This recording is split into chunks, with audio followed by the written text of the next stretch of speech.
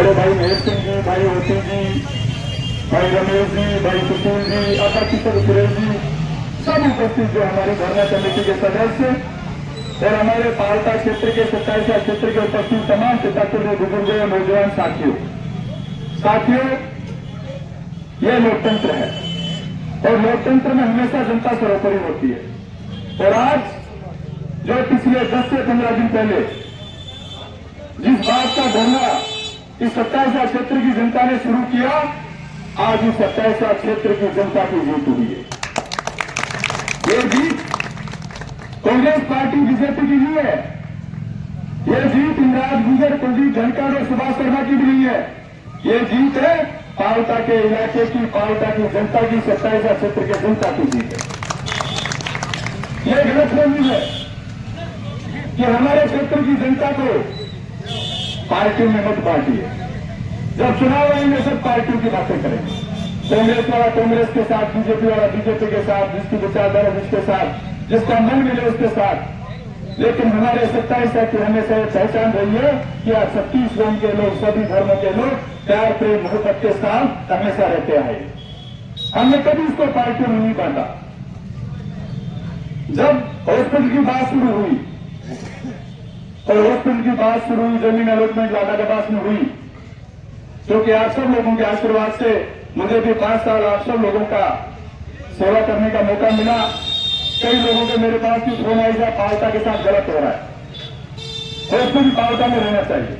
मैंने आप सब लोगों से धीरे धीरे एक दो लोगों से फोन पे बात की और मैंने उस दिन भी कहा कि भाई मैं धरना शुरू करूंगा तो शुरू के दिन उसको बीजेपी कांग्रेस से धरना बना देंगे कि भाई तो कांग्रेस वाले धरना दे रहे हैं।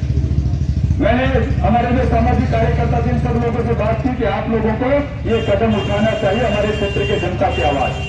मैं धन्यवाद देना चाहता हूं उस कमेटी को, इन्होंने जनता की आवाज को उठाया। शुरू के दिन में भी धरने में आया, जब 10 दिन कोर्ट के सामने धरना था, जनता की बात हमने रखी और हमने कहा कि जब तक इस 27 क्षेत्र की जनता की बात राजस्थान की सरकार नहीं मानती है, तब तक हम धरना देने का काम करेंगे। वहां भी धरना हुआ। उसके बाद पावटा में घंटाघर चौक पे बड़ी मीटिंग हुई। उस दिन किसी कारणवश में नहीं आ सका था, लेकिन फोन के माध्यम से आप सब लोगों से रूबरू हुआ और हमने कहा था कि जब तक धरने की मांग, धरनार्थियों की मांग, 27 क्षेत्र की मांग सरकार नहीं मानेगी, चाहे महीना हो, चाहे 2 महीना हो, चाहे 6 महीना हो, चाहे साल भर हो, इस धरने को नहीं उठाएंगे। साथियों, ये धरना किसी पार्टी का नहीं था। अभी मैं पंचायत समिति से लाइव सुन रहा था प्रेस कॉन्फ्रेंस का कि कांग्रेस ने धरना दिया, कांग्रेस ने धरना दिया। भाई ये कांग्रेस वाले है कि सारे इसमें में बैठे ईमानदार से बताओ?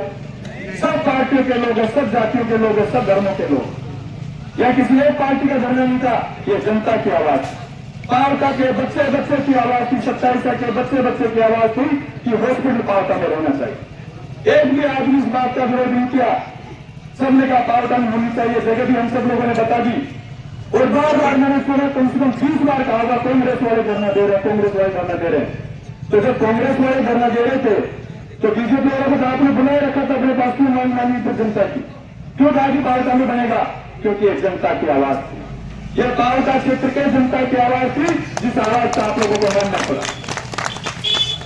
हमारे क्षेत्र की खूबसूरती है कि यह क्षेत्र के मुद्दे के ऊपर, क्षेत्र की समस्या के ऊपर सब लोग एकजुट होकर के काम करते हैं। जमीन की बात बार बार बात आई, हमने पहले भी बताई थी, आज भी बता रहे हैं कि जमीन है और जमीन है, तभी तो आज घोषणा हुई है कि हम पावटा में बनाएंगे।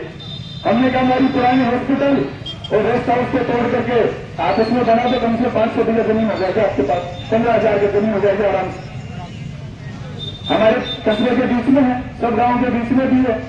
ट्रॉमा सेंटर हमारे पुराने हॉस्पिटल में बना दो, क्योंकि वो भी सीएससी की जो बिल्डिंग है वो भी काम आ जाएगी। ट्रॉमा सेंटर हाईवे पर होना चाहिए, वो भी हो जाएगी। बार बार एक बात कह रहे थे, मैंने आज भी सुना कि हमें 10,000 स्क्वायर मीटर जमीन कंस्ट्रक्शन के लिए चाहिए, 28,000 मीटर जमीन पूरी हॉस्पिटल के चाहिए। लेकिन जो सर्कुलर उस दिन सर्वदलीय मीटिंग में हम लोगों को दिलवा भी दिया था सीमतों में कि भाई ये सर्कुलर है, इतनी जमीन चाहिए, इतनी रिक्वायरमेंट है हमारी विभाग की। उस सर्कुलर में एक लाइन नीचे लिखी हुई है कि शहरी क्षेत्र में अगर जमीन कम हो तो हम उसको मल्टी स्टोरी भी बना सकते हैं।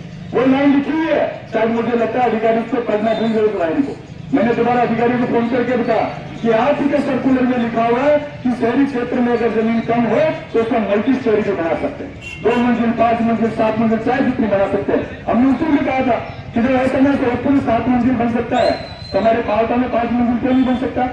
बन सकता है, क्वार्टर भी बनाइए। 5 बीघा जमीन है, खूब लंबी चौड़ी जमीन है और कम पड़ेगी तो 5 बीघा जमीन है, क्वार्टर हमारे अलग जगह बना दो, क्वार्टर के लिए हमारे पास और जमीन पड़ी उसमें बना दो, तो जरूर क्वार्टर मुझे बनना है। लेकिन मुझे लगता है कि परमपिता परमेश्वर ने और आप सबकी आवाज में सत्ता पक्ष को सद्बुद्धि दी है। चलो हम लोगों को, आप सब लोगों को बुलाकर की बात नहीं करी होगी, लेकिन फिर भी सद्बुद्धि देते उन्होंने तालता की घोषणा की, अच्छी बात है। और मुझे तो अच्छा लगा, मैं आया रहा था पैदल तो कहते डीजे बजा में हो सकता है डीजे आप उसी से बजा रहे होंगे, फिर पता चला कि साहब विधायक जी वहां से डीजे बजाते जा रहे हैं। मैंने कहा ये जनता भी आपकी, ये जनता भी आपकी भाई। इसमें से काफी लोग ऐसे होंगे जिन्होंने बीजेपी को वोट दिया होगा, काफी लोग ऐसे होंगे जिन्होंने मुझे वोट दिया होगा, किसी ने निर्विले को दिया होगा। इस तरीके से लोकतंत्र में जनता का अपमान नहीं करना चाहिए। वैसे उनका स्वागत करते हैं सब लोग, इस मंच पे आते और मंच पे आके घोषणा करते कि भाई आप लोगों ने अच्छा काम किया। हो सकता है कई बार कई चीजें हमें भी याद नहीं रहती थी सत्ता के समय, क्या आपने धरना देकर के जनता की इसकी बात उठाई और हमने उस मांग को स्वीकार कर लिया, आप धरने को उठाने का काम कीजिए। अगर ऐसा करते तो कितना अच्छा लगता है बताओ, अच्छा लगता नहीं लगता। लेकिन अब क्या रहा हो तो मेरे से पहले आप लोगों ने देखा होगा, मैं देखो वहां पहुंचा राजेश भाई की दुकान के आसपास, तभी निकल गया जो डीजे यहां से। इसलिए लोकतंत्र में जनता सर्वोपरि, या कोई कांग्रेस कोई बीजेपी नहीं है, ये 27 की जनता है, 36 कौम के लोग हैं। और आज तक का इतिहास रहा है, मैं भी 1997 में पावटा आ गया था पढ़ने के लिए, 9th क्लास में एडमिशन लिया था। उससे पहले भी पावटा आने जाना रहता था, मार्केट था। ये पता नहीं परमपिता परमेश्वर की कृपा से इस घंटाघर का मुहूर्त कौन से शुभ मुहूर्त में लगा है कि जब घंटाघर से कोई आवाज पावटा में उठी है तो हमेशा हाथ पार देगी। इस घंटाघर से जब भी किसी बात की आवाज जनता ने उठाई है, जाया करके या धरना हो, प्रदर्शन हो या और कोई, और पावटा की अगर राजनीतिक अवसर की बात भी करे तो जो आवाज घंटाघर से उठती है वो हार की पार जाती है, कभी रुकती नहीं है। तो मेरा तो निवेदन है आप सब लोगों से, और धन्यवाद देता हूं पूरे धर्मार्थियों को, आदरणीय सुभाष शर्मा जी को, इन्होंने भी अपना पूरा समय दिया, महेश सिंह जी को, ओपी बायला जी को, भाई गणेश जी को, रमेश जी को, नरेश जी को, हमारे संरक्षक सुरेश जी को, भाई वो सुशील का है, सुशील है और रूप सिंह है, जिन लोगों ने रोज अपना काम दाम धंधा छोड़ करके सुबह से शाम तक का समय यहाँ पे दिया, भगवान जी करा लो, सब लोगों ने, इन सब लोगों ने इस जनता की आवाज को उठाया। और धन्यवाद देना चाहता हूं पावटा क्षेत्र की मीडिया को, हमारे 27 के मीडिया को, पत्रकार बंधुओं को, जिन्होंने अपनी कलम से इस आवाज को ताकत देने का काम किया। रोज अखबार से भी हो सकता है कई बार उनको भी दबाने का प्रयास किया गया होगा, एक दिन खबर उल्टी आती थी, एक दिन उल्टी आ जाती थी, लेकिन फिर भी लोकतंत्र में जनता की आवाज मजबूत होती है, ऐसा नहीं है। जनता की आवाज को दबा नहीं सकते, जनता की आवाज को कोई उल्टा नहीं कर सकता, आगे वो जनता जनार्दन है।